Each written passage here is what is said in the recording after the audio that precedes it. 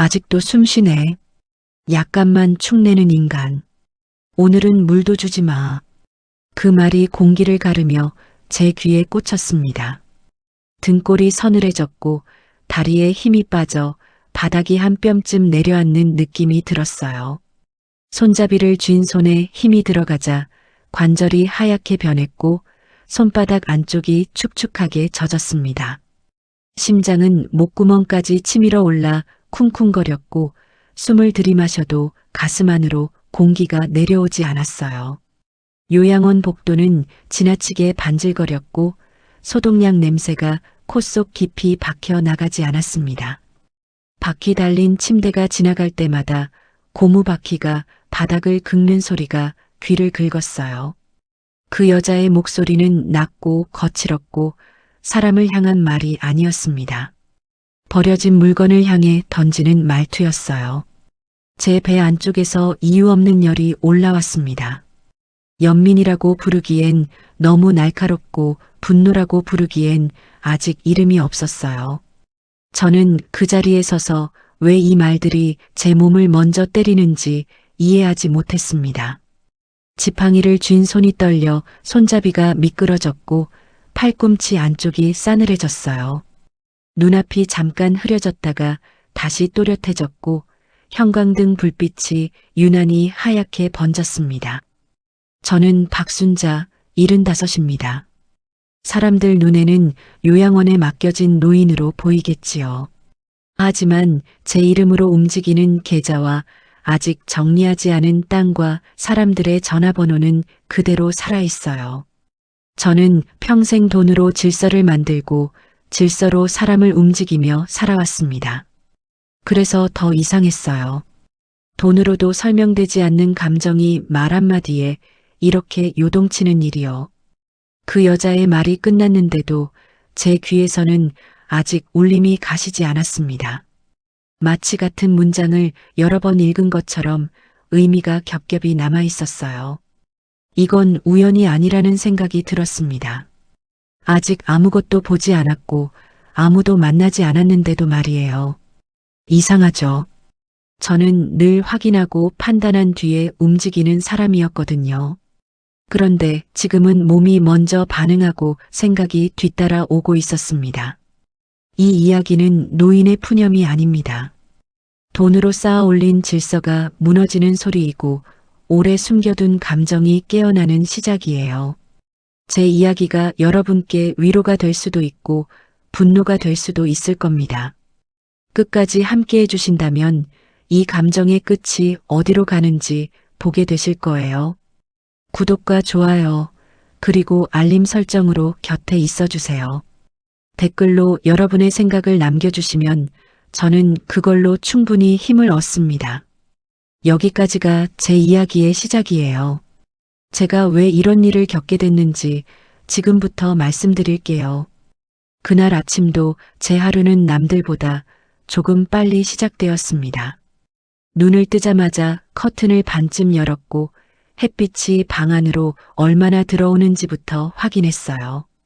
빛의 각도가 마음에 들지 않으면 그날 하루가 괜히 어긋나는 기분이 들었거든요. 세면대에 손을 올렸을 때 대리석의 차가운 감촉이 손바닥을 타고 올라왔습니다. 그 차가움이 정신을 맑게 해줬어요. 저는 늘 이렇게 하루를 정리하며 살아왔습니다. 감정부터 앞서지 않도록요. 몸을 먼저 단정하게 만들어 놓은 다음에야 생각을 꺼내는 사람이었어요. 그날은 민호가 요양원으로 오지 않겠다고 했습니다. 전화기 너머로 들리는 목소리는 담담했지만 단어 사이사이에 성가심이 묻어 있었어요. 바쁘다는 말이 그렇게 무례하게 들린 건 처음이었습니다. 전화를 끊고 나서도 한동안 수화기를 내려놓지 못했어요. 손가락이 미세하게 떨리고 있다는 걸 그제야 느꼈습니다. 그래서 저는 외출을 하기로 했어요. 방 안에 계속 있으면 생각이 불필요하게 깊어질 것 같았거든요. 코트를 입고 거울 앞에 섰습니다. 회색 코트는 제 나이와 잘 어울렸고 단정한 단추는 여전히 제 자리를 지키고 있었어요. 그걸 보며 괜히 안도했습니다. 아직 무너진 건 아니라는 생각이 들어서요. 요양원 밖 공기는 생각보다 차가웠습니다. 문을 나서자 자동차 소음이 귀를 채웠고 먼지 섞인 바람이 얼굴을 스쳤어요. 저는 늘 전용 차를 타고 움직였지만 그날은 기사에게 근처 약국까지만 다녀오겠다고 했습니다. 혼자 걷고 싶었어요. 걷는 동안 발바닥에 전해지는 보도블록의 울퉁불퉁한 감각이 생생했습니다.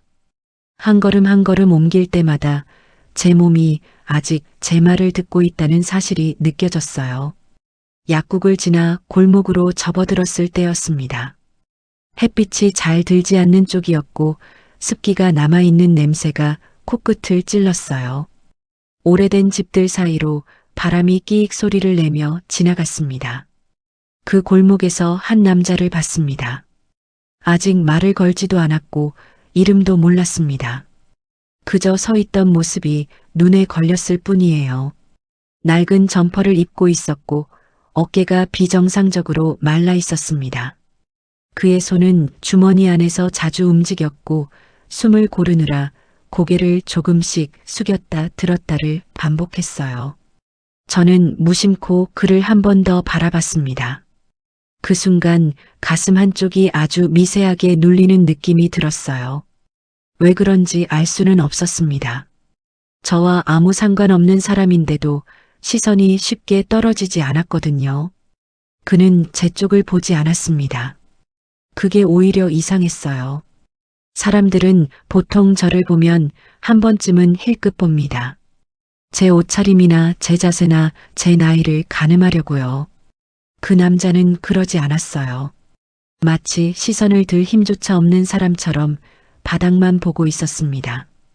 그때 골목 안쪽에서 문 여닫는 소리가 났습니다. 딱딱한 철문이 닫히는 소리였고 그 소리에 남자의 어깨가 움찔했어요. 그 반응이 너무 즉각적이어서 제 심장이 먼저 반응해버렸습니다. 괜히 숨을 삼켰고 목 안쪽이 바싹 말랐어요. 저는 그 자리에 잠시 멈춰 섰습니다. 발을 더 내디딜지 돌아설지 판단하려고요. 이성은 돌아가라고 말했지만 몸은 움직이지 않았습니다. 그럴 때가 있습니다. 아무 이유 없이 그 자리에 서 있어야 할 것 같은 순간이요. 결국 저는 한 발짝 더 다가갔습니다. 신발 밑창이 바닥에 작은 자갈을 밟으며 소리를 냈고 그 소리에 남자가 고개를 들었어요. 그의 얼굴을 본 순간 심장이 한번 크게 흔들렸습니다. 핏기 없는 피부, 깊게 패인 눈가, 그리고 설명할 수 없이 익숙한 눈매. 저는 그 눈을 피하지 못했습니다. 그도 저를 봤어요. 아주 잠깐이었지만 그 시선이 제 안쪽을 찌르고 지나간 느낌이 들었습니다. 아무 말도 하지 않았어요. 그저 서로를 본 채로 몇 초를 서 있었을 뿐입니다. 그 짧은 시간이 이상하게도 길게 느껴졌어요. 저는 먼저 고개를 숙였습니다. 왜 그런 행동을 했는지는 아직도 모르겠어요.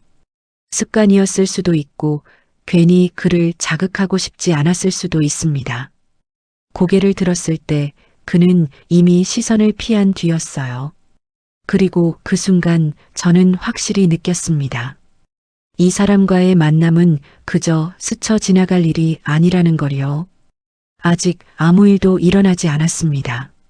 하지만 제 안에서는 아주 작은 균열이 조용히 시작되고 있었어요.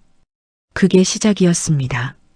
그날 이후로 그 골목은 제 동선에 자연스럽게 포함되었습니다. 일부러 기억하려 애쓰지 않아도 발이 그쪽으로 향했어요. 약국에 가는 길이라고 스스로에게 설명했지만 사실은 그 남자를 다시 보고 싶었던 거겠죠. 그 이유를 저는 아직 이름 붙이지 않았습니다. 이름을 붙이면 감정이 생길 것 같았거든요. 그리고 감정은 제 인생에서 늘 관리의 대상이었습니다. 며칠 뒤 같은 시간대에 골목을 지나는데 그 남자가 또 있었습니다. 그날은 벽에 등을 기대고 서 있었고 한 손으로 가슴을 누르며 숨을 고르고 있었어요. 기침이 터질 때마다 몸 전체가 접히듯 흔들렸습니다. 그 소리가 귀를 긁는 순간 제 어깨가 저도 모르게 움찔했어요. 몸이 먼저 반응하는 게 불쾌했습니다. 저는 늘 머리로 판단하는 사람이었으니까요. 괜히 지나치려 했지만 발걸음이 느려졌습니다. 신발 굽이 바닥을 긁는 소리가 평소보다 크게 들렸어요. 그 소리에 그가 고개를 들었습니다. 눈이 마주쳤고 이번에는 피하지 않았어요. 어색한 침묵이 흘렀습니다. 그 침묵이 길어지자 제 손끝이 조금 차가워졌어요. 그래서 제가 먼저 말을 꺼냈습니다. 요즘 날씨가 갑자기 추워졌다고. 그 말이 얼마나 쓸데없는 말인지 입에서 나오는 순간 알았어요. 그는 잠깐 망설이다가 고개를 끄덕였습니다. 그리고 아주 낮은 목소리로 그렇다고 대답했어요. 그 한마디에 이상하게도 숨이 조금 트였습니다. 그날 이후로 우리는 말을 조금씩 더 섞었습니다. 처음에는 날씨 이야기였고, 다음에는 약국 문 여는 시간이었고, 그 다음에는 그가 요즘 몸이 좋지 않다는 이야기였어요. 그 말을 들을 때마다 제 가슴 안쪽이 미세하게 눌렸습니다. 왜 그런지는 여전히 알 수 없었어요. 그는 제 이름을 묻지 않았고, 저도 그의 이름을 묻지 않았습니다. 그게 오히려 편했어요. 이름을 알게 되면 관계가 생기니까요. 관계가 생기면 책임이 따라옵니다. 그날은 제가 먼저 그에게 따뜻한 음료를 건넸습니다. 약국 앞 자판기에서 뽑은 캔이었는데 손에 쥐자마자 따뜻함이 전해졌어요. 캔 표면에 맺힌 물방울이 제 손바닥을 적셨고 그 촉감이 이상하게 생생했습니다. 그는 한참을 망설이다가 두 손으로 캔을 받았어요. 그 손이 제 손보다 훨씬 말라 있었고 체온도 낮았습니다. 그 순간 손끝에서 찌릿한 감각이 올라왔어요. 마치 전기가 스친 것처럼요. 그는 고맙다고 말했습니다. 그 말투는 공손했지만 어딘가 익숙한 느낌이 있었어요. 어릴 적 누군가를 많이 참아온 사람의 말투 같았습니다. 그날 집으로 돌아오는 길에 저는 차 안에서 한동안 아무 말도 하지 않았습니다. 기사님이 백미러로 몇 번이나 제 얼굴을 살폈지만 저는 창밖만 보고 있었어요. 도시의 불빛이 유리창에 반사되어 흘러갔습니다. 그 불빛을 보며 저는 제 자신이 조금 달라지고 있다는 걸 느꼈어요. 이유 없이 누군가를 신경 쓰고 그 사람의 상태를 머릿속에서 반복해서 떠올리는 일. 그건 제 삶의 방식이 아니었습니다. 며칠이 지나자 그는 그날의 몸 상태를 숨기지 않게 되었습니다. 오늘은 숨이 좀 찬다든지 어제는 밤새 잠을 못 잤다든지 그 말을 들을 때마다 제 심장은 아주 조금씩 더 빨리 뛰었어요. 불편했지만 외면하지는 않았습니다. 그럴수록 그 사람의 얼굴이 더 또렷하게 기억에 남았거든요. 어느 날은 그가 제게 물었습니다. 요양원에 계신 거냐고. 그 질문을 들은 순간 목 안쪽이 살짝 굳었습니다. 왜 그런 걸 묻느냐고 되묻지는 않았어요. 그저 그렇다고 대답했습니다. 그는 고개를 끄덕이며 그곳은 별로라더라고 말했어요. 그 한마디가 제 가슴을 정확히 찔렀습니다. 아주 짧은 말이었는데 그 안에 담긴 감정이 너무 선명했거든요. 그날 밤 저는 잠을 설쳤습니다. 이불을 몇 번이나 고쳐 덮었고 베개 위치도 계속 바꿨어요. 눈을 감으면 그 남자의 눈매가 떠올랐습니다. 낯설지 않은데 분명 처음 본 얼굴. 그 모순이 저를 괴롭혔어요. 이상하다고 생각하면서도 저는 멈추지 않았습니다. 다음 날도 그 다음 날도 그 골목을 지났습니다. 그리고 점점 그 거리가 줄어들고 있다는 걸 느꼈어요. 물리적인 거리만이 아니라 마음의 거리까지도요. 그게 얼마나 위험한 신호인지 그때의 저는 애써 모른 척하고 있었습니다. 그 불편함은 골목에서의 마지막 만남에서 터졌습니다. 그날도 저는 같은 시간에 약국을 지나 골목으로 접어들었어요. 하지만 그날은 달랐습니다. 골목 안쪽에서 낮고 거친 목소리가 흘러나왔어요. 사람을 부르는 소리가 아니라 명령에 가까운 소리였습니다. 저는 담벼락 쪽으로 몸을 붙였습니다. 코트 천이 거친 벽면에 스치는 감촉이 팔을 타고 올라왔고 그 마찰음이 제 귀에만 크게 들렸어요. 고개를 조금만 내밀면 안쪽이 보이는 위치였습니다. 눈앞에 보인 건 그 남자였습니다. 바닥에 주저앉아 있었고 한 손으로 배를 감싸 쥔 채 고개를 숙이고 있었어요. 그 앞에 서 있던 여자, 요양원에서 들었던 바로 그 목소리의 주인이었습니다. 머리는 헝클어져 있었고 입가에는 비웃는 표정이 굳어 있었어요. 그 여자가 바닥에 놓인 그릇을 발로 밀었습니다. 금속이 시멘트 바닥을 긁는 소리가 날카롭게 울렸어요. 먹어. 이것도 아깝다. 남자는 바로 손을 뻗지 않았습니다. 잠깐 망설였고 그 망설임이 제 가슴을 죄었어요. 그 여자는 그 망설임을 기다렸다는 듯 그의 어깨를 밀쳤습니다. 뭐 봐? 먹으라면 먹어. 남자의 몸이 옆으로 기울었고 손이 바닥을 짚으며 몸을 가까스로 지탱했어요. 그 여자가 다시 한번 남자의 등을 발로 찼습니다. 그리 세게 찬 것 같지 않았는데 남자의 몸이 완전히 넘어갔어요. 옆구리가 바닥에 부딪히는 소리가 들렸고 먼지가 일었습니다. 기침이 터져 나왔어요. 깊은 곳에서 긁어올리는 소리였습니다. 시끄러워. 기침도 조용히 못해? 그 여자가 다가가 남자의 팔을 발로 짚었어요. 남자가 몸을 웅크렸지만 그 여자는 멈추지 않았습니다. 약값이 얼만 줄 알아? 한 달에 15만 원이야. 약봉지를 흔들며 남자 얼굴 앞에 들이댔어요. 내가 벌어온 게 있냐? 쓸모도 없는 게. 남자는 고개를 더 숙였습니다. 그 자세가 너무 익숙해 보여서 제 숨이 막혔어요. 사과하는 사람의 자세가 아니라 맞는 법을 배운 사람의 자세였습니다. 그 여자가 약봉지를 바닥에 던졌어요. 봉지가 남자 머리 옆에 떨어졌고 약 몇 알이 바닥에 굴러갔습니다. 먹고 싶으면 주워 먹어. 개처럼. 남자의 손이 떨렸어요. 천천히 손을 뻗어 약 하나를 집어들었고 그 모습을 보는 제 가슴이 찢어지는 것 같았습니다. 그 여자는 그 모습을 보고 비웃었어요. 그래, 그렇게 살아. 아무도 너 같은 건 원하지 않아. 남자가 약을 입에 넣으려는 순간 그 여자가 물컵을 발로 차버렸습니다.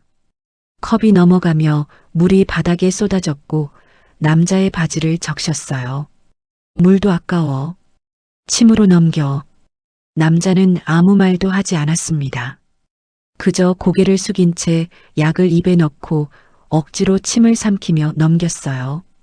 목이 움직이는 게 보였고 그게 얼마나 힘든 일인지 제 목구멍도 따라 조여왔습니다. 그 여자가 다시 말을 뱉었어요. 너 같은 건 태어나지 말았어야 했어. 내 엄마도 그렇게 말했잖아. 버려진 주제에 살아있는 것도 웃기지. 그 문장이 제 안으로 그대로 떨어졌습니다. 머리보다 가슴이 먼저 반응했고 배 안쪽이 뒤집히는 느낌이 들었어요. 남자의 어깨가 미세하게 떨렸습니다. 그 여자는 마지막으로 남자의 머리를 손으로 밀쳤어요. 내일은 요양원 가. 그 할망구한테 돈 더 받아와. 못 받아오면 약 없어. 남자가 고개를 끄덕였습니다. 아주 작은 움직임이었지만 저는 봤어요. 그 여자가 골목을 빠져나갔고 발소리가 점점 멀어졌습니다. 남자는 그제야 움직였어요. 바닥에 흩어진 약을 하나하나 주워 담았고 손이 계속 떨리고 있었습니다. 그릇에 남은 음식을 손으로 떠먹기 시작했어요. 숟가락도 없이 그냥 손으로요. 저는 한 발짝 물러났습니다.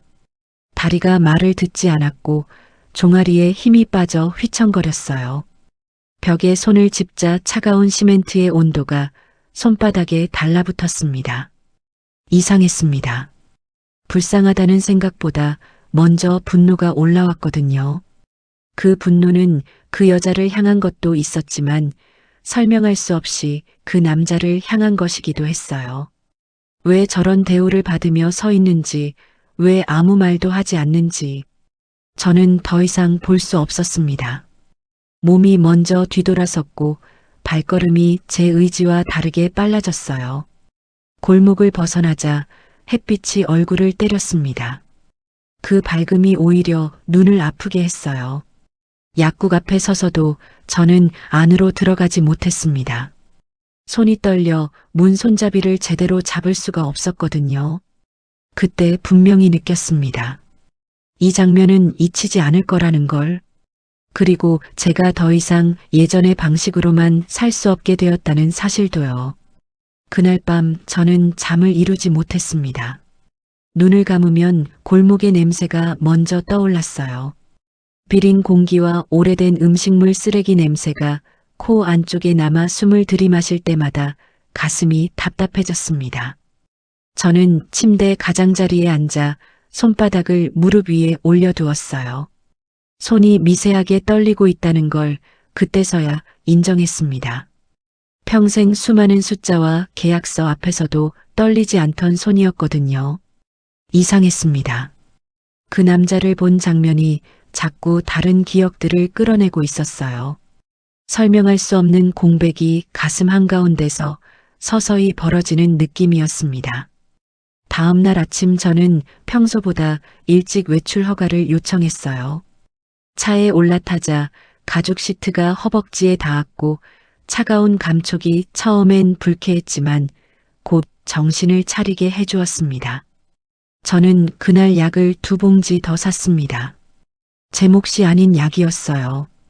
봉투를 받아들자 종이의 무게가 유난히 묵직하게 느껴졌습니다. 이틀 뒤 그는 다시 골목에 나타났어요. 그날은 벽에 기대지 못하고 바닥에 쪼그려 앉아 있었습니다. 어깨가 더 내려가 있었고 숨을 들이마실 때마다 쇄골이 선명하게 드러났어요. 저는 그를 보는 순간 속이 철렁 내려앉았습니다. 몸이 먼저 움직였어요. 가방에서 약 봉투를 꺼내 들고 그에게 다가갔습니다. 그는 제 그림자를 보고 고개를 들었어요. 놀란 눈이었고 곧 경계로 바뀌었습니다. 저는 아무 말도 하지 않고 봉투를 그의 앞에 내려놓았어요. 종이가 바닥에 닿는 소리가 유난히 크게 들렸습니다. 그는 봉투와 제 얼굴을 번갈아 봤어요. 말을 하려다 멈췄고 입술만 몇 번 움직였습니다. 저는 그제야 깨달았어요. 제가 이 사람을 돕고 싶은 게 아니라 외면하지 못하고 있다는 거요. 그 차이는 큽니다. 돕는 건 선택이지만 외면하지 못하는 건 본능이니까요.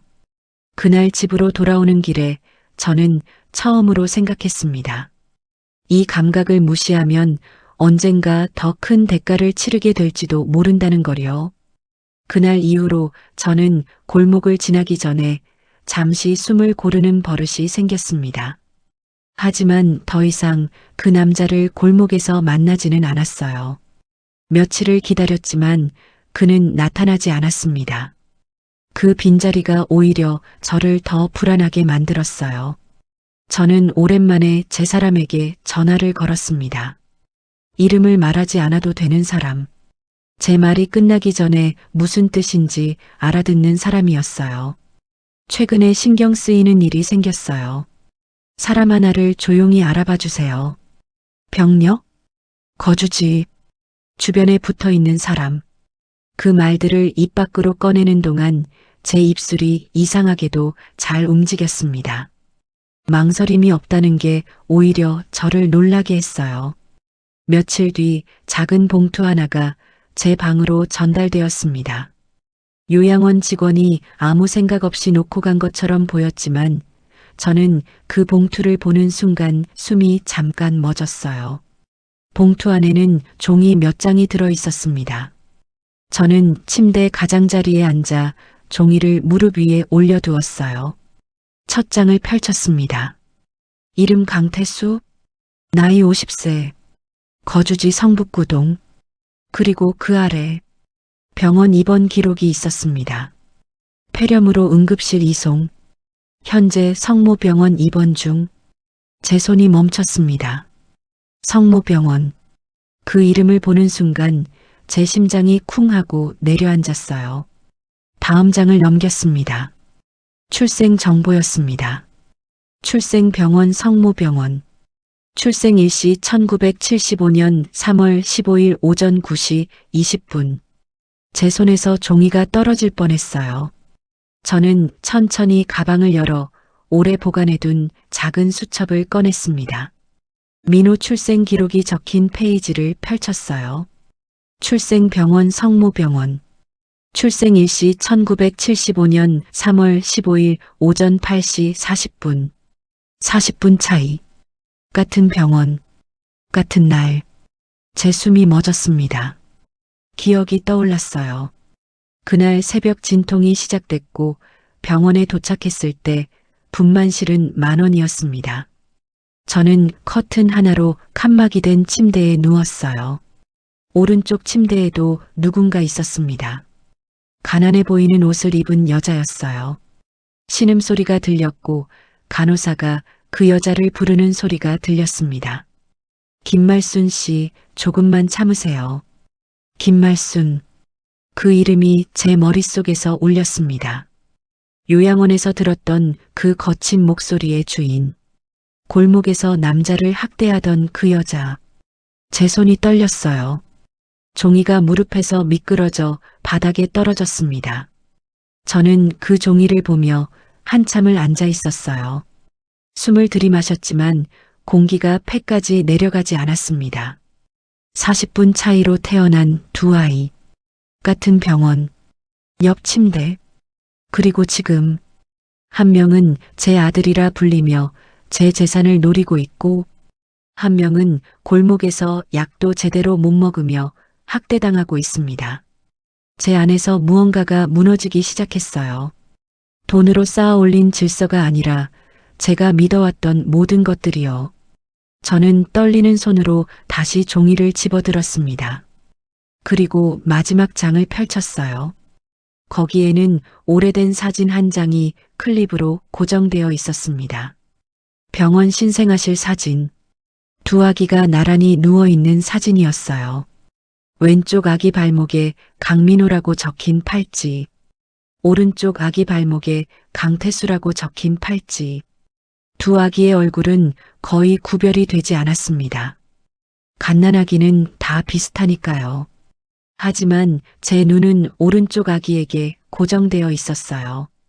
그 작은 얼굴, 코의 모양, 입술의 곡선, 그리고 눈. 설명할 수 없이 익숙한 눈매. 골목에서 봤던 그 남자의 눈. 제 눈이었습니다. 저는 거울을 봤어요. 제 얼굴을 오랫동안 들여다봤습니다. 그리고 깨달았어요. 민호는 단 한 번도 저를 닮지 않았다는 걸요. 제 눈도 제 코도 제 입술도 민호에게는 없었습니다. 50년 동안 제가 아들이라 불렀던 그 사람은 제 피가 아니었어요. 그리고 50년 동안 학대받으며 살아온 그 남자가 제 진짜 아들이었습니다. 제 입에서 소리가 새어나왔어요. 비명도 아니고 신음도 아닌 소리였습니다. 그냥 숨이 터져나오는 소리였어요. 저는 바닥에 주저앉았습니다. 50년 동안 속았습니다. 50년 동안 제 아들은 지옥에서 살고 있었어요. 그리고 저는 그걸 모른 채 가짜 아들에게 모든 걸 주고 있었습니다. 제 눈에서 눈물이 흘러내렸어요. 하지만 슬픔이 아니었습니다. 분노였습니다. 김말순을 향한 분노, 민호를 향한 분노, 그리고 50년 동안 아무것도 눈치채지 못한 저 자신을 향한 분노였어요. 저는 떨리는 손으로 휴대폰을 집어들었습니다. 그리고 전화를 걸었어요. 모든 증거를 찾아주세요. 1975년 3월 15일 성모병원에서 일어난 모든 것을요. 제 목소리는 차가웠습니다. 떨림은 사라지고 단단한 결심만 남아 있었어요. 이제는 돈의 힘을 쓸 시간이었습니다. 진실을 밝히고 대가를 치르게 할 시간이었어요. 전화를 끊고 나서도 저는 한참을 바닥에 앉아 있었습니다. 손에 든 서류가 무거웠고 그 무게가 50년의 무게처럼 느껴졌어요. 창밖으로 해가 지고 있었습니다. 붉은 노을이 방 안으로 스며들었고 그 빛이 제 손등을 물들였어요. 저는 천천히 일어났습니다. 무릎이 욱신거렸지만 개의치 않았어요. 거울 앞에 섰습니다. 75의 얼굴이 저를 바라보고 있었어요. 주름진 얼굴이었지만 눈빛만은 또렷했습니다. 이제 끝낼 시간이야. 제 목소리가 방 안에 울렸어요. 며칠 뒤 두 번째 봉투가 도착했습니다. 이번엔 더 두꺼웠어요. 저는 침착하게 봉투를 열었습니다. 첫 장은 1975년 3월 15일 성모병원 당직 기록이었어요. 간호사 명단이 있었습니다. 그중 한 이름에 빨간 줄이 그어져 있었어요. 김말순, 당시 24세, 간호조무사, 신생아실 담당. 제 손가락이 그 이름 위를 천천히 훑었습니다. 다음 장은 증언 기록이었어요. 당시 함께 근무했던 간호사의 진술이었습니다. 김말순 씨가 그날 새벽 혼자 신생아실에 남아 있었어요. 교대 시간이 지났는데도 안 나가더라고요. 이상하다고 생각했지만 물어보지는 않았습니다. 또 다른 증언이 있었어요. 당시 청소부였던 70대 노인의 진술이었습니다. 새벽에 신생아실 앞을 지나가는데 김말순이 아기 2명을 안고 있었어요. 팔찌를 뭔가 만지작거리는 것 같았는데 제가 기침 소리를 내니까 깜짝 놀라며 아기를 재빨리 침대에 내려놓았습니다. 그때는 그냥 신경질적인 사람이라고만 생각했어요. 저는 종이를 내려다보며 숨을 깊게 들이마셨어요. 증거는 충분했습니다. 하지만 아직 끝이 아니었어요. 다음 페이지를 넘겼습니다. 김말순의 은행 거래 내역이 있었어요. 1975년부터 현재까지 빨간 표시가 여러 곳에 되어 있었습니다. 1980년 목동 아파트 구입 마이너스 3천만 원, 1985년 강남 상가 구입 마이너스 5천만 원, 1990년 외제차 구입 마이너스 2천만 원. 모두 현금 거래였어요. 간호조무사 월급으로는 절대 불가능한 금액들이었습니다. 그리고 마지막 페이지. 민호명의 계좌 내역이었어요. 김말순 계좌에서 정기적으로 송금된 기록이 있었습니다. 매달 200만 원씩 1995년부터 현재까지 총액을 계산하니 7억이 넘었어요. 제 손이 또 떨렸습니다. 하지만 이번엔 분노가 아니라 확신 때문이었어요. 김말순은 아들을 바꿔치기 한 뒤 제 돈으로 살아왔습니다. 민호를 통해 제 재산을 빼돌렸고 그 돈으로 부동산을 샀으며 편하게 살아왔어요. 그동안 제 진짜 아들은, 태수는 학대당하며 굶주리며 약도 제대로 못 먹으며 살았습니다. 저는 서류를 깔끔하게 정리했어요. 하나하나 순서대로 파일에 넣었습니다. 손이 떨리지 않았어요. 오히려 차분했습니다. 분노는 계획으로 바뀌었고 계획은 행동으로 옮겨질 준비가 되어 있었어요. 그날 밤 저는 오랜만에 편히 잠들었습니다. 악몽도 꾸지 않았어요. 아침에 눈을 떴을 때 제 마음은 결정되어 있었습니다. 이제 움직일 시간이었어요. 먼저 병원에 전화를 걸었습니다. 성모병원. 강태수 환자 병실 좀 알려주시겠어요? 보호자입니다. 네, 잠시만요. 7층 705호입니다. 감사합니다. 전화를 끊고 저는 옷을 갈아입었어요. 검은색 정장을 입었습니다. 장식 없는 깔끔한 옷이었어요. 거울을 보니 제가 다시 예전의 박순자로 돌아가 있었습니다. 돈으로 세상을 움직이던 그 박순자로요. 차에 올랐습니다. 성모병원으로 가주세요. 기사가 백미러로 제 얼굴을 살폈지만 아무 말도 하지 않았어요. 제 표정이 평소와 달랐다는 걸 느꼈을 겁니다. 병원에 도착했습니다. 엘리베이터를 타고 7층으로 올라갔어요. 복도를 걸으며 방 번호를 확인했습니다. 703, 704, 705. 문 앞에 섰습니다. 손잡이를 잡은 손이 잠깐 멈췄어요. 차가운 금속의 온도가 손바닥에 닿았습니다.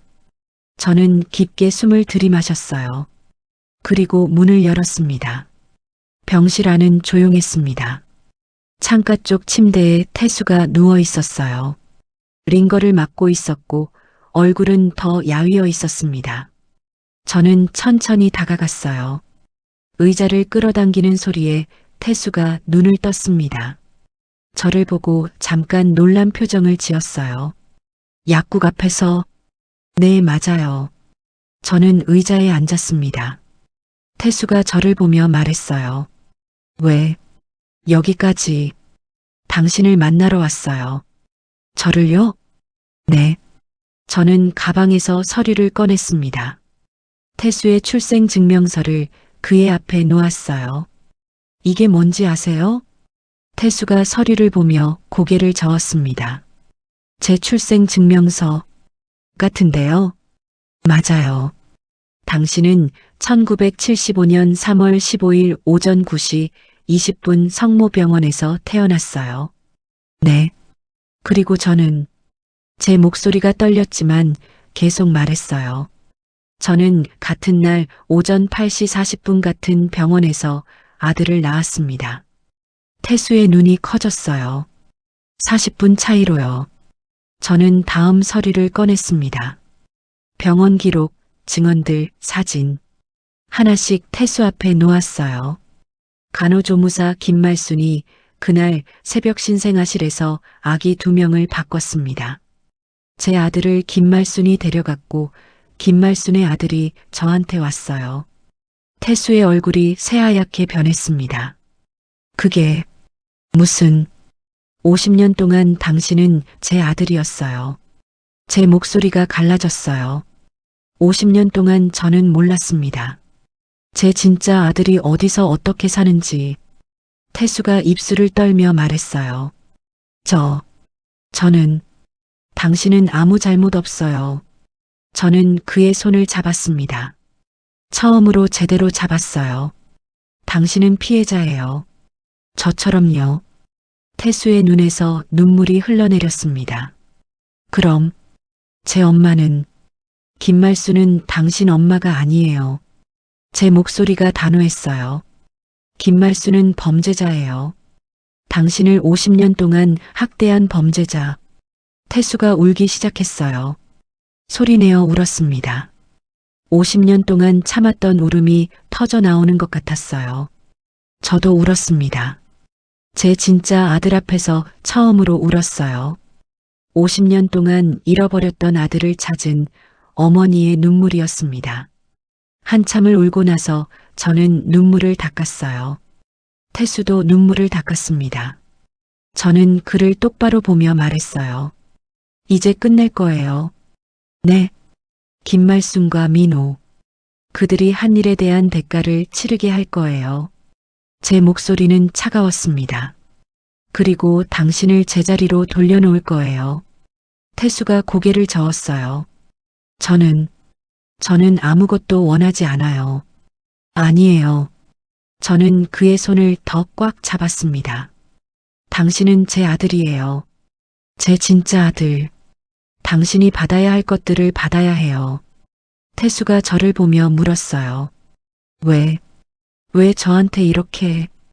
당신은 제 아들이니까요. 저는 미소 지었습니다. 50년 만에 제 진짜 아들에게 짓는 미소였어요. 이제부터 제가 지킬게요. 50년 늦었지만 그날 병원을 나서며 저는 다음 전화를 걸었습니다. 민호한테 연락하세요. 자산 정리 이야기가 있다고 하세요. 김말순한테도 소문을 흘리세요. 박순자가 큰돈을 움직인다고요. 일주일 후 제 사무실로 둘 다 오게 하세요. 제 목소리는 명령조였어요. 그날이 심판의 날이 될 겁니다. 일주일은 생각보다 빨리 지나갔습니다. 그 사이 저는 모든 준비를 마쳤어요. 변호사를 만났고 회계사를 불렀으며 필요한 서류들을 전부 정리했습니다. 제 책상 위에는 두꺼운 파일이 3개 놓여 있었어요. 첫 번째 파일 김말순의 범죄 증거, 두 번째 파일 민호의 재산 출처, 세 번째 파일 제 새로운 유언장. 손으로 파일을 쓰다듬었을 때 종이의 감촉이 차가웠습니다. 그 차가움이 제 마음과 똑같았어요. 약속한 날이 왔습니다. 저는 평소보다 일찍 사무실에 도착했어요. 검은색 정장에 진주 목걸이 하나만 걸쳤습니다. 머리를 단정하게 뒤로 넘겼고 화장은 하지 않았어요. 있는 그대로의 얼굴로 그들을 마주할 생각이었습니다. 사무실 창문으로 아침 햇살이 들어왔어요. 먼지가 햇살 속에서 천천히 떠다녔습니다. 저는 책상 앞에 앉아 손을 가지런히 모았어요. 그리고 기다렸습니다. 오전 10시 노크 소리가 들렸어요. 들어오세요. 문이 열리고 민호가 들어왔습니다. 평소처럼 환한 미소를 지었어요. 어머니, 안녕하세요. 앉아. 제 목소리는 평온했습니다. 민호가 의자에 앉으며 주변을 둘러봤어요. 오늘 무슨 좋은 이야기가 있으신가 봐요? 곧 알게 될 거야. 저는 대답하지 않고 시계를 봤습니다. 10분 후 다시 노크 소리가 들렸어요. 들어오세요. 문이 열리고 김말순이 들어왔습니다. 그 여자를 제대로 본 건 처음이었어요. 마른 체구에 헝클어진 머리, 값싼 옷을 입고 있었지만 목에는 금목걸이가 걸려 있었습니다.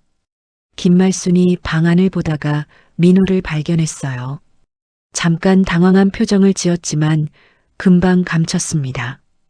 박순자 씨? 앉으세요. 저는 민호 옆 의자를 가리켰어요. 김말순이 천천히 다가와 앉았습니다. 두 사람은 서로를 힐끗힐끗 쳐다봤어요. 알고 있다는 표시를 최대한 숨기려는 모습이었습니다. 저는 그 모습을 조용히 지켜봤어요. 두 분 다 오셨네요. 제 목소리가 사무실에 울렸습니다. 좋아요. 시간이 아까우니 바로 시작하겠습니다. 저는 첫 번째 파일을 열었어요. 1975년 3월 15일. 그 날짜를 말하는 순간 김말순의 얼굴이 굳었습니다. 성모병원 신생아실에서 무슨 일이 있었는지 기억하시나요? 그게 무슨... 김말순이 말을 더듬었어요. 저는 서류를 한 장씩 책상 위에 놓기 시작했습니다. 출생 기록, 병원 당직표, 증인 진술서, 사진. 종이가 책상에 닿을 때마다 탁 소리가 났어요. 그 소리가 심장 박동처럼 규칙적으로 울렸습니다. 당신은 그날 새벽 신생아실에서 두 아기를 바꿨어요. 아니에요. 저는 증거가 있습니다. 제 목소리가 차갑게 그녀를 끊었어요. 당시 함께 근무했던 간호사의 증언, 청소부의 목격담, 그리고 이것. 저는 마지막 사진을 내밀었습니다. 두 아기가 나란히 누워있는 사진. 팔찌가 바뀌기 전 찍힌 사진이었어요. 병원 기록실에 보관되어 있던 원본 사진입니다. 김말순의 얼굴이 새하얗게 변했어요. 민호는 아직 상황을 파악하지 못한 표정이었습니다. 어머니, 이게 무슨... 너는 내 아들이 아니야.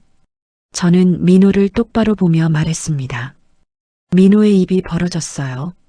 네, 내 진짜 어머니는 저기 앉아있는 김말순이야. 민호가 김말순을 봤습니다. 김말순은 고개를 숙이고 있었어요. 그리고 내 진짜 아들은... 저는 두 번째 파일을 열었습니다. 강태수? 50년 동안 김말순에게 학대당하며 살아온 사람이야. 민호의 얼굴에서 혈색이 사라졌습니다. 어머니, 이게 무슨 농담?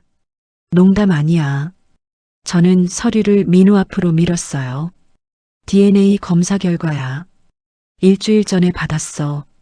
민호가 떨리는 손으로 서류를 집어들었어요. 서류를 읽는 그의 얼굴이 점점 일그러졌습니다.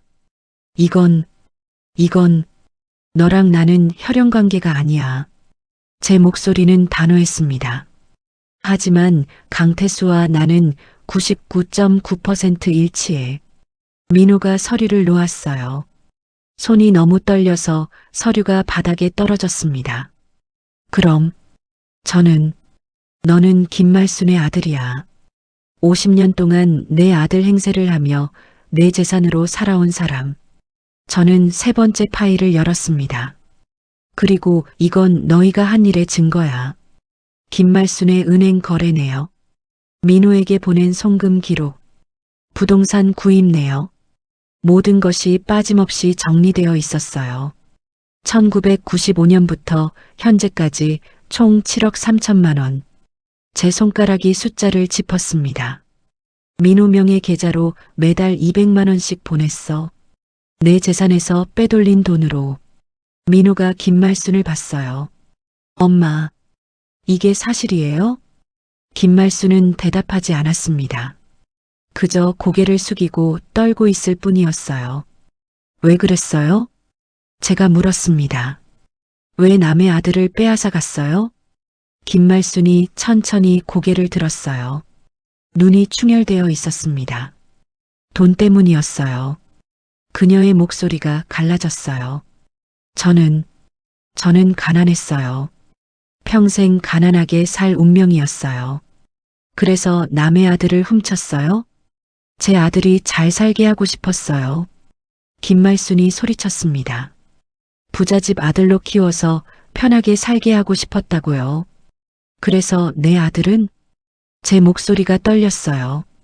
내 아들은 50년 동안 어떻게 살았는데? 김말순이 입을 다물었습니다. 학대당했어. 굶주렸어. 약도 제대로 못 먹었어. 제 목소리가 점점 커졌습니다. 당신은 내 아들을 쓰레기처럼 버려놓고 당신 아들은 내 돈으로 호의호식하게 만들었어. 죄송합니다. 김말순이 바닥에 무릎을 꿇었어요. 죄송합니다. 박순자 씨. 제가 잘못했어요. 이제 와서 죄송하다고? 저는 차갑게 웃었습니다. 50년이 지나서 민호가 일어섰어요. 어머니, 아니, 박순자 씨. 민호의 목소리가 떨렸습니다. 저는 몰랐어요. 정말 몰랐어요. 너도 알고 있었어. 저는 다른 서류를 꺼냈습니다. 작년부터 너랑 김말순이 주고받은 문자 메시지야. 민호의 얼굴이 또 하얗게 변했어요. 박순자가 의심하기 시작했어. 조심해. 작년 11월 내가 보낸 문자야. 그건 태수를 더 멀리 보내. 절대 만나게 하면 안 돼.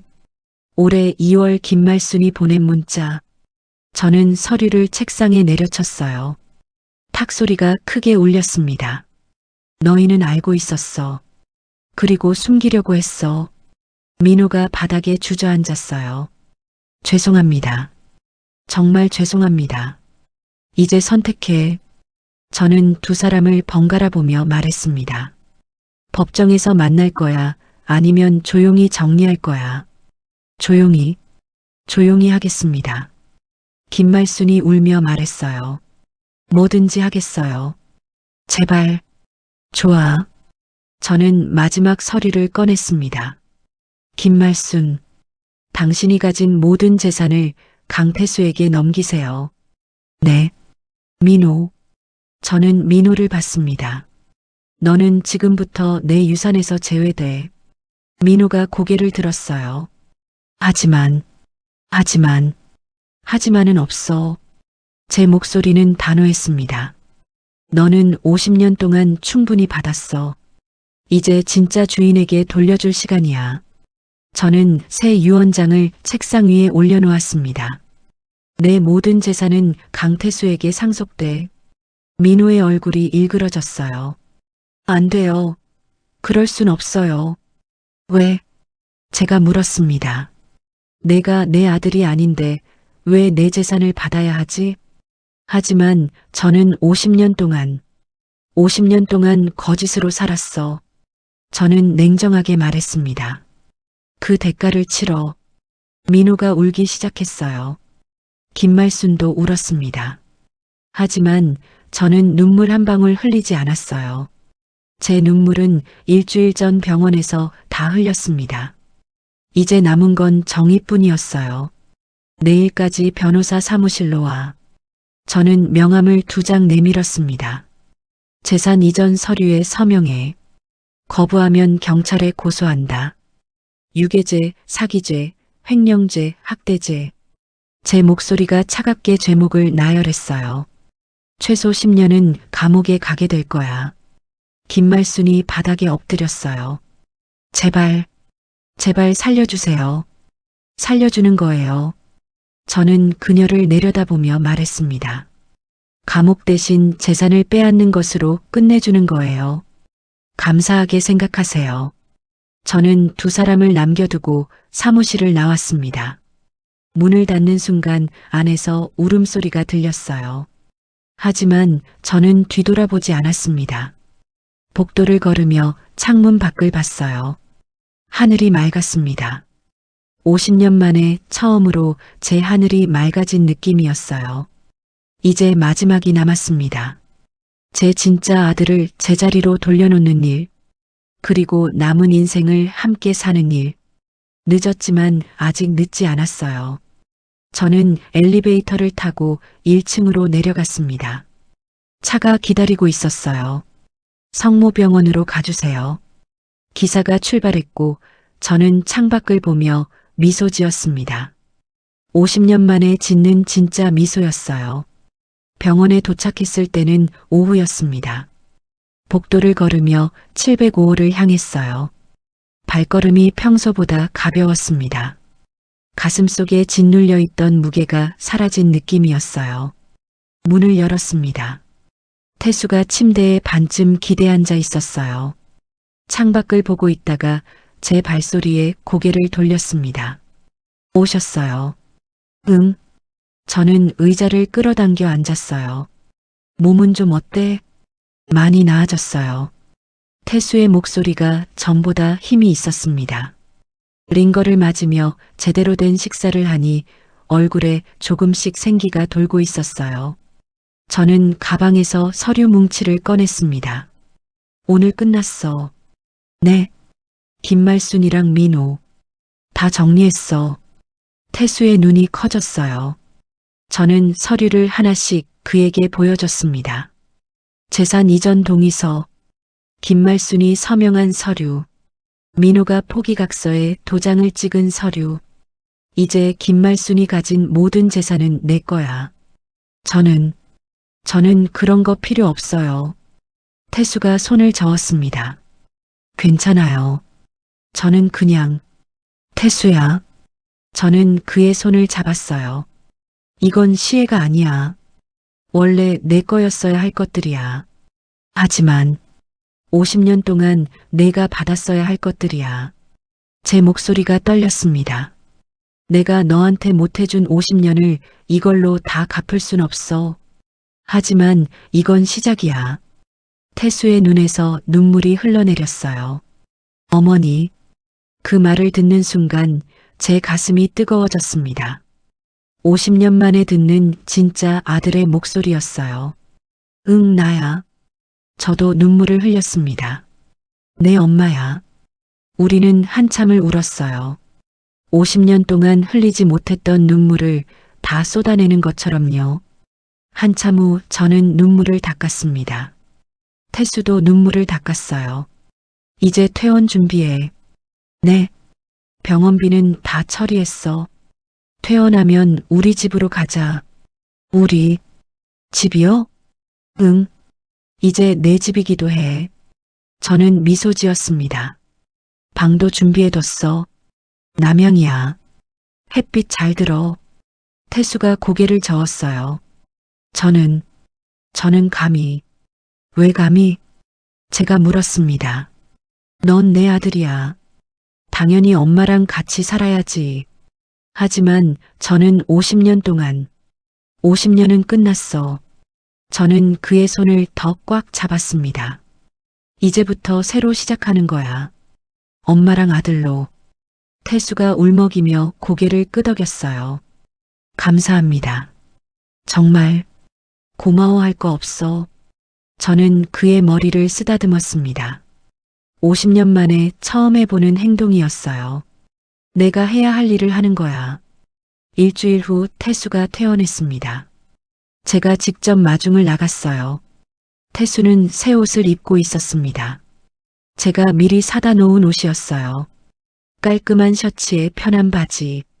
처음으로 제대로 된 옷을 입은 태수를 보니 가슴이 뭉클했습니다.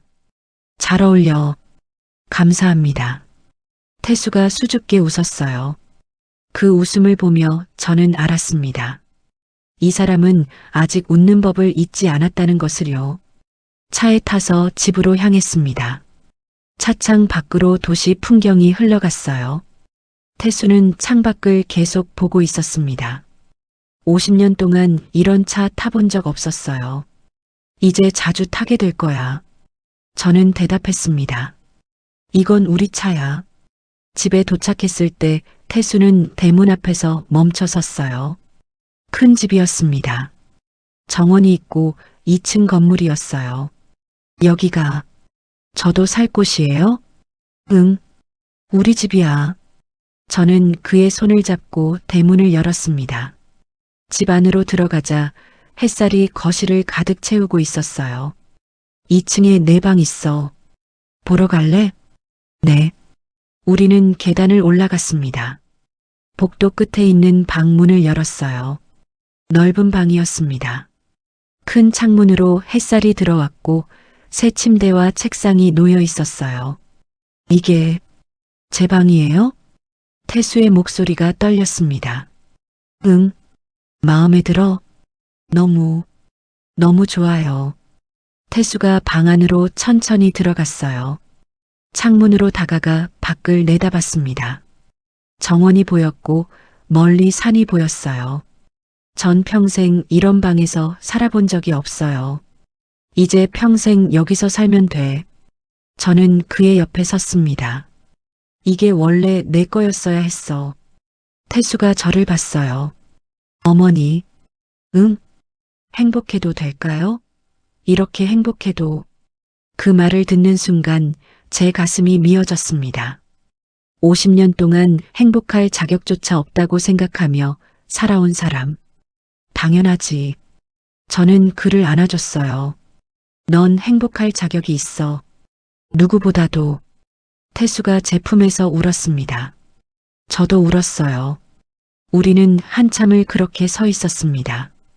그날 저녁 저는 직접 저녁을 차렸어요.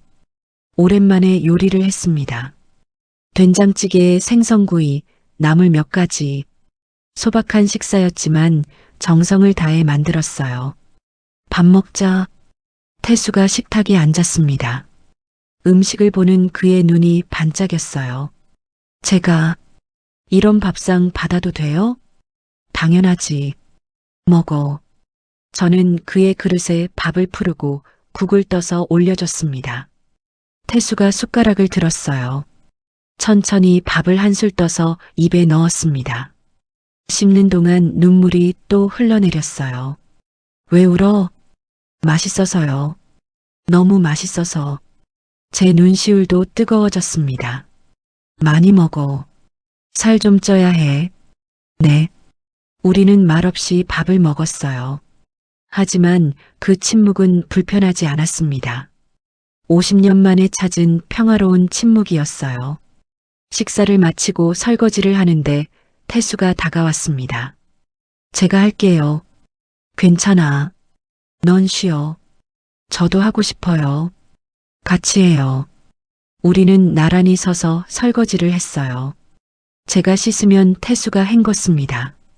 물소리가 주방에 울렸고 창밖으로 저녁 노을이 보였어요. 어머니, 응? 저, 꿈 아니죠? 태수가 물었습니다. 꿈 아니야. 저는 미소 지었어요. 이건 진짜야. 우리의 진짜 시작이야. 그날 밤 저는 오랜만에 편히 잠들었습니다. 50년 동안 잃어버렸던 평화를 되찾은 느낌이었어요. 복수는 끝났습니다. 김말수는 모든 재산을 잃었고 민호는 상속에서 제외됐어요. 그들이 치러야 할 대가를 치렀습니다. 하지만 더 중요한 건 이제부터였어요.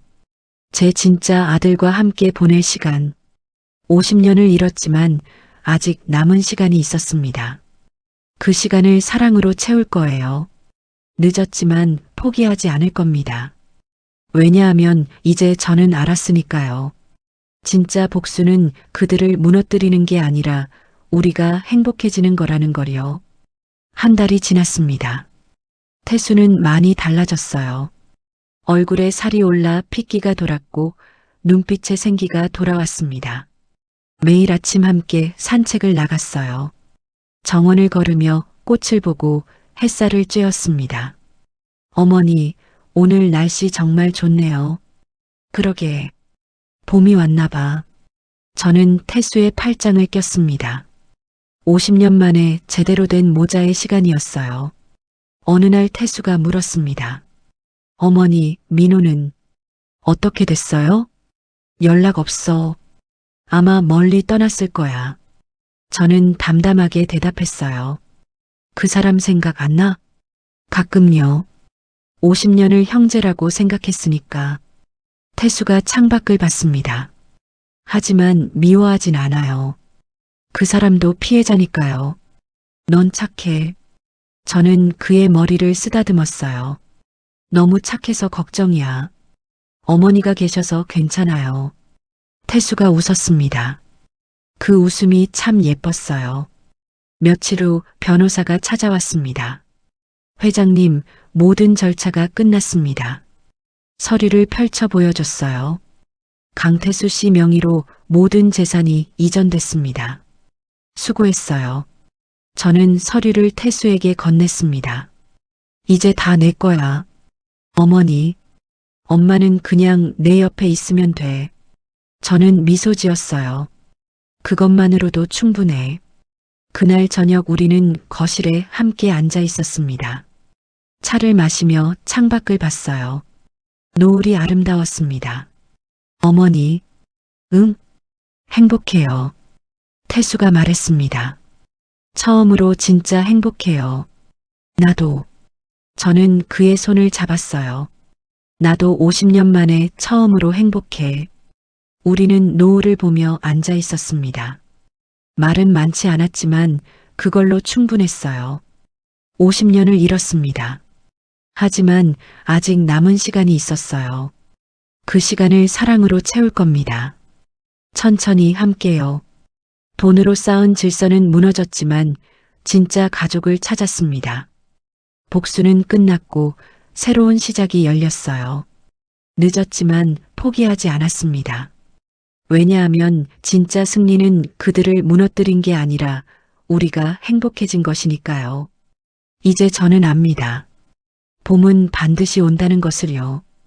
아무리 긴 겨울이 와도 결국 봄은 옵니다. 우리의 봄이 왔어요. 여기까지 긴 이야기 들어주셔서 감사합니다. 50년의 거짓과 배신, 그리고 되찾은 진실의 이야기였습니다. 구독과 좋아요로 응원해 주시면 큰 힘이 됩니다. 댓글로 여러분의 생각을 나눠주세요. 감사합니다.